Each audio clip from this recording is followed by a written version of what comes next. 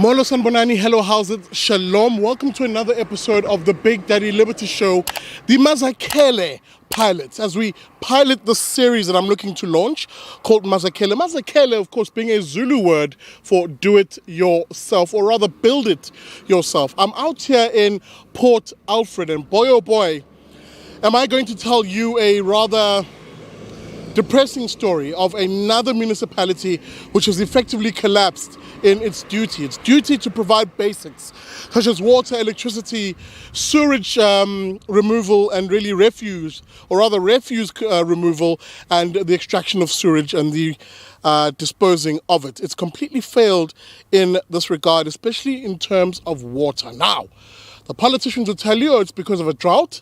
They'll say that there's no water running out of people's taps, but that's simply not true. A lot of incompetence, a lot of ineptitude, and poor maintenance being a big factor involved in this. But this episode is not about talking about that negative necessarily, but rather showing you those citizens, those residents who are beginning to fight back, who are saying enough and no more. So we're going to have a chat with those residents here, pardon me. Firstly, ordinary residents to get their view on the collapse of water provision in the town. And we'll chat to a group of local Port Alfred residents who have come together to form an organization called P.A.N.I.C. Interesting name, but we'll get to why it's called that. And the steps they're taking to Mazakele, or Mazakele, the spirit of Mazakele, if you will, is something which they have adopted. You're watching the BDL Show. Remember, this is just the pilot of this series. If you want to support it, if you want to see it come into fruition, where I travel around the country telling these stories and galvanizing you, the ordinary citizen, ahead of the local government elections, then support the show. All of those details are in the descriptor of this video. With that being said, welcome to it. This is the Mazakele pilot. You're watching the BDL Show. So, Port Alfred is currently experiencing a water crisis thanks to a municipality which is just, for lack of a better word, not delivering water to its residents. And unfortunately, ordinary people are having to resort to some of these public tankers to get drinking water and perhaps bathing water and the like. So, good day. I know we bothered you as you're busy collecting water here, but talk to me about the water crisis in the town. How long has it been going on? Yeah, it's been a long time now. I think it's almost a year now. We don't have water. So every day, every morning, we have to wake up and collect water from here. You see, so that is affecting us a lot. Do you have a family? Like, who is this water for? Yes, I have like 3 children. So every day they have to wash, go to school, you see. So it's affecting me a lot because I got 3 children and wife. So 4 of them, they want water every day. Yeah. So again, I'll let you get back to this, but yes, talk to me about what needs to happen in your opinion. What would you like to see happen in terms of fixing this water issue? No, there's nothing I need than water. All we need is water because it's for our health, you see. So I can be happy if I get water. That's all. Absolutely. Yeah, there's nothing all I want in life. Water here in Port Alfred. It's affecting us a lot. One more question. Sorry, I know I said one more question earlier. Okay. We've seen some of these tanks around, and we're seeing even some private residents. Yes. People are putting up their own tanks. Yes. Have you had to spend extra money in order to maybe install a tank or something like that? Has this affected you financially?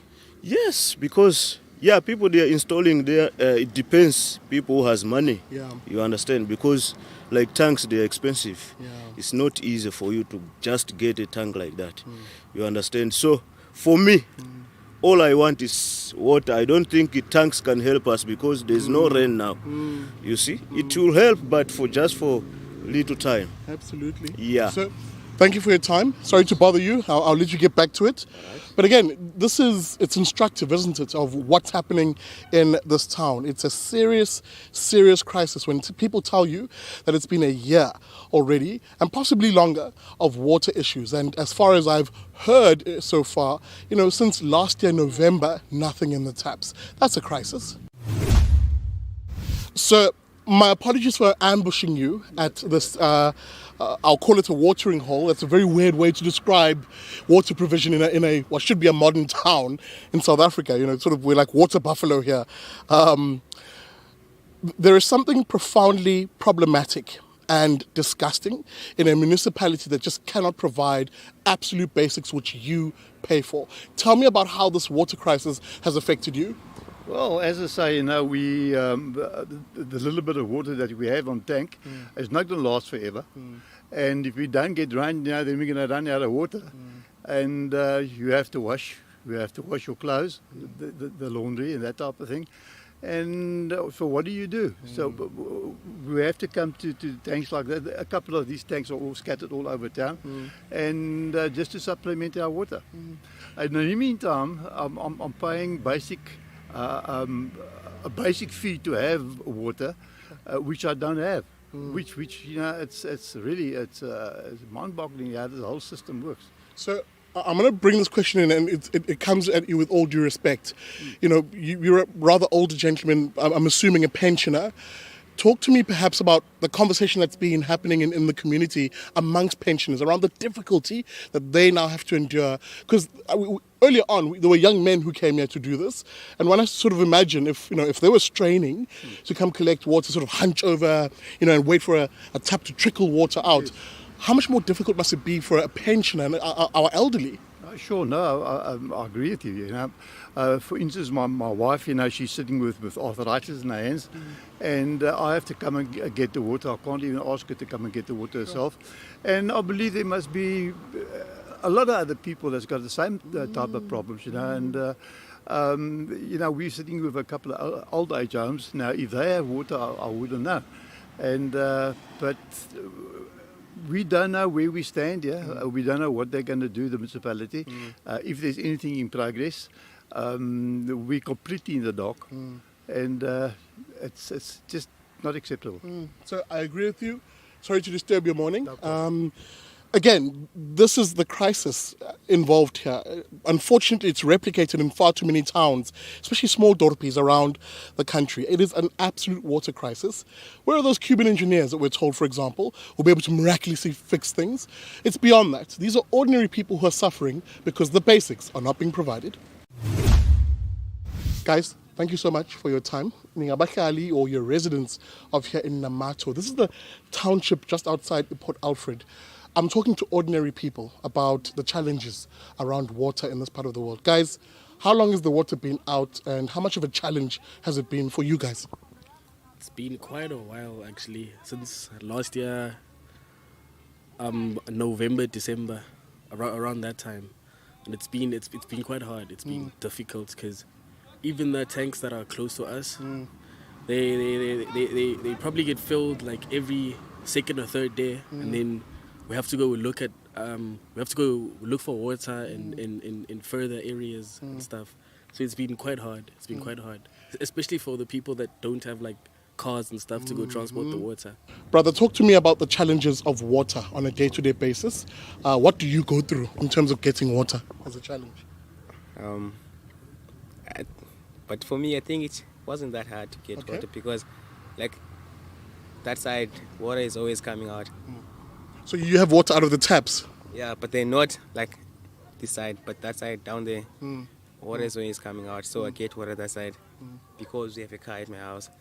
But then for some people, they don't have cars and stuff. So, yeah. Guys, maybe as a final question, this is obviously a problem, and it's a problem that's faced by all residents here in Port Alfred. What would you like to see happen when it comes to the water situation?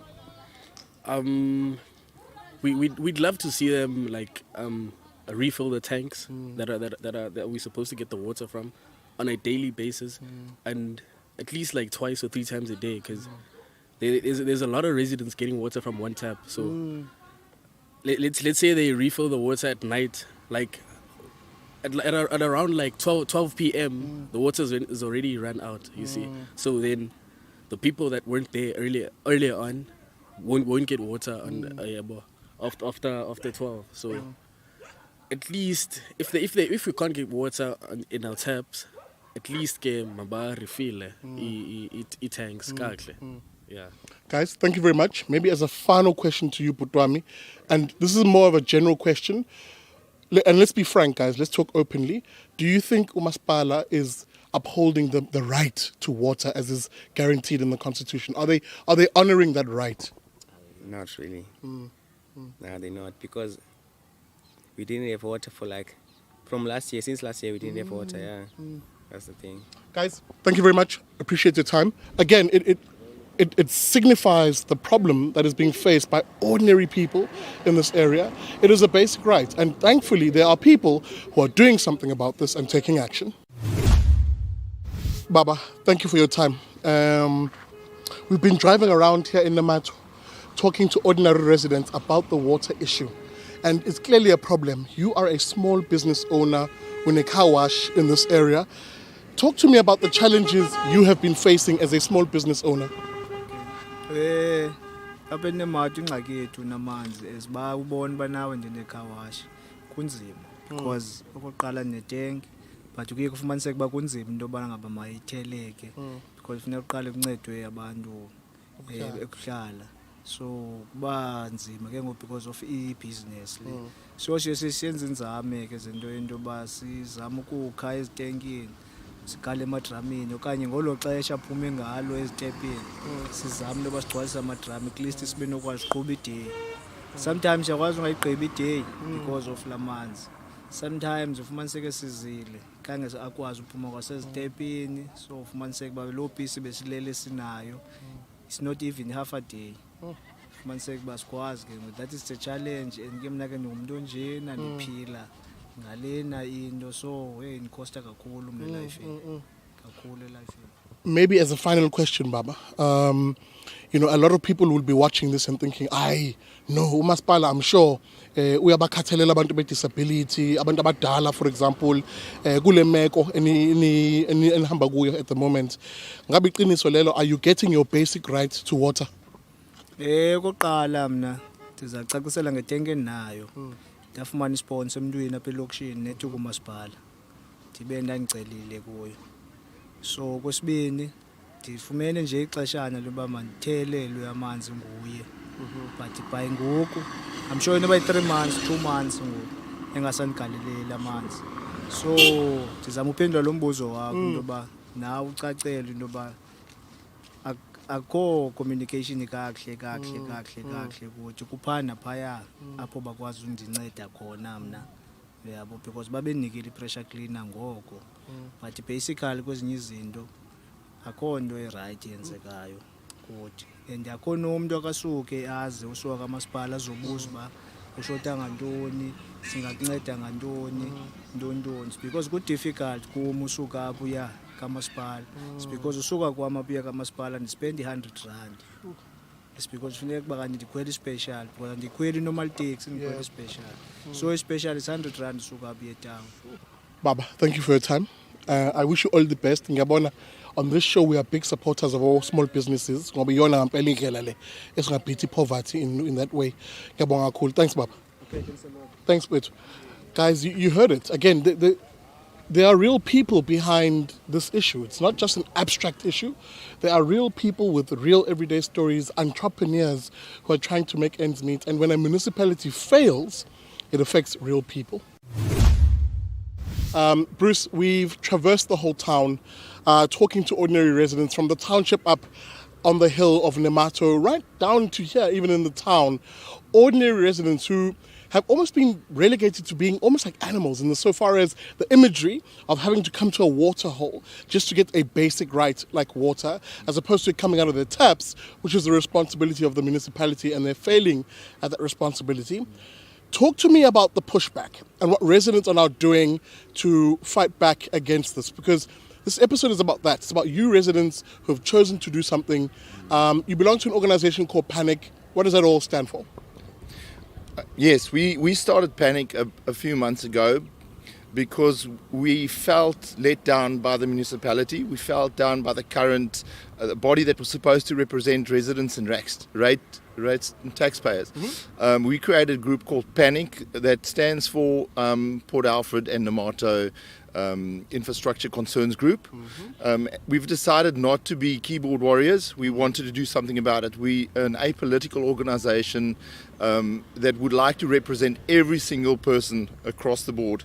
No race matters. The poorest of the poor, business owners, we want to represent all of them. And that's how this was founded, and we're now growing. We've got over 600 members, and we need a lot more, especially we want to branch out into Nemato and Station Hill. Absolutely. Maybe just the final two questions, because there's a conversation to be had here.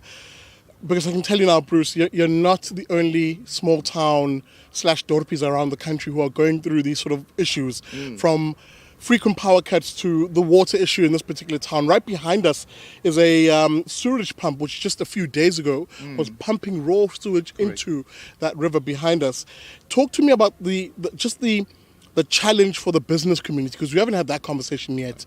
But we did speak to a small business owner in Nemato, a chap in a wheelchair who was running a car wash. But talk to me about some of the more formal businesses and the challenges they've faced.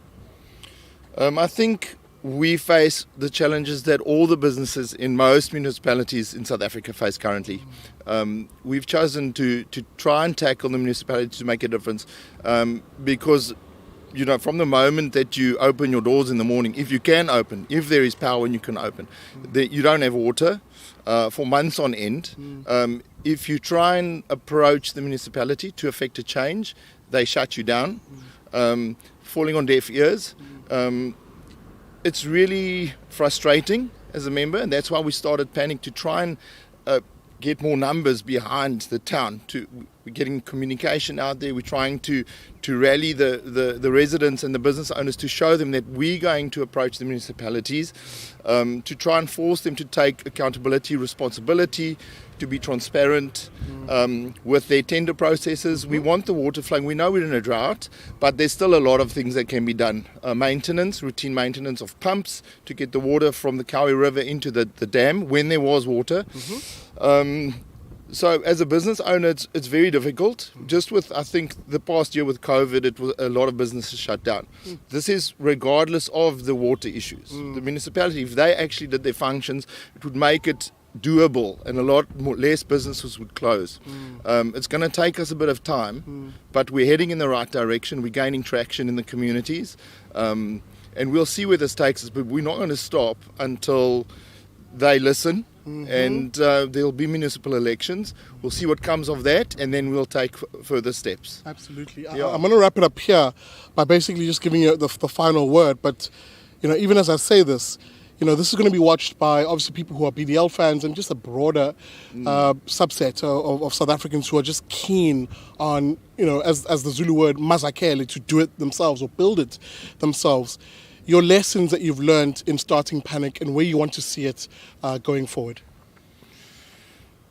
I think the lessons are, we tried the peaceful, politically correct approach. I think that's what we started when we approached the municipality. It fell on deaf ears. We want to be productive and proactive. We want to be smart about it. So I think what we're going to do is P.A.N.I.C is trying to get the whole community involved. We need to gain their trust. Absolutely. So that we can work for them, because the municipality is not working for them. And then eventually I think we'll take note what's happening around the country, and maybe other precedents will be set through other cases. Once we see what's happening there, we've got legal representation. We're not rushing to go to court, but we will if we have to, pending certain outcomes soon. So that's all I can say. We're taking it week by week, day by day. We're engaging engineers, we're engaging, I don't want to say politicians, but we're engaging whoever we need to engage, all stakeholders, to get the current projects off the ground, the RO plants, the sewerage plants, the reverse osmosis plants. But we're putting pressure, and we're going to action until we get feedback from the current municipality, and then if we have to change them, we will. Absolutely, absolutely. And again, all strength and all luck to you guys. We will keep an eye on it as the BDL show. And you're right in saying that hopefully there will be precedents set. There is an organization called Mazakele. Shout out to you, Pete Leroux, if you're watching this, who are currently before the courts to advocate, to empower organizations like yours and really residents, to be honest, like you in a failed municipality or one that's collapsed. Thank you very much, Bruce, for your time. And thank you for your time. After the short message, I wrap up the show and give you my final thoughts. There you have it, guys. I've told you, and I've showed you rather, the tale of what's happening here in Port Alfred. Sadly, Port Alfred represents a lot of small towns South Africa where the political elites in this town have completely eroded service delivery to the point where there's physically no water coming out of the taps here. That affects the poor the most. That affects, as you saw, people with disabilities, the elderly the most. And even when the municipality is tries to scramble together alternative ways of delivering water, it's haphazard, it's irregular, and it frustrates residents. That's what's happening in small town South Africa right now. That's what's happening in small town South Africa. That's why this series is critically important. Mazakele, the spirit of building it yourself or doing it yourself, isn't just some catchy campaign that I'm initiating. It's designed to talk to you, the ordinary South African, to ask you to do something about your town. You have the power to fix these issues, whether it's through the legal mechanisms, and we'll have chats with guys from Mazakele and other organizations that are dealing with this issue, down to just citizen power. Citizen power, people banding together, forming organizations that allow them to fight against the ineptitude, the corruption, and the incompetence of the political elites. You have the power. Zakele, do it yourself. Build it yourself. So with that being said, thanks for watching, guys. Super appreciate it. This has been another episode, of course, of the BDL Show.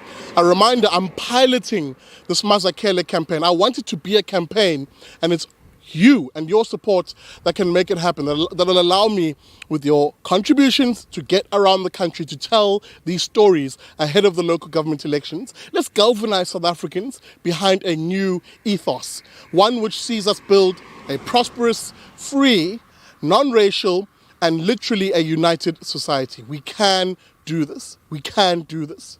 Key to it is you doing it. With that being said, thanks for watching. This has been another BDL episode, and a reminder, as I always say, especially to towns like these, never trust a commie.